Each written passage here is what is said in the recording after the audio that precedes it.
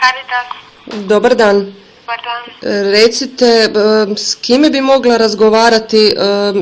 Čula sam da bi mogla ovdje kod vas dobiti besplatne udžbenike za dijete osnovne škole.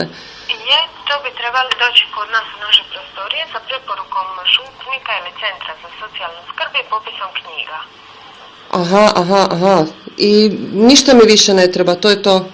To je to i onda ćemo vam naći sve šta ima. Dobro, hvala vam lijepa. Da, bok. Bog. I'm gonna pop some tags, only got $20 in my pocket. I'm hunting, looking for a come up. This is fucking awesome.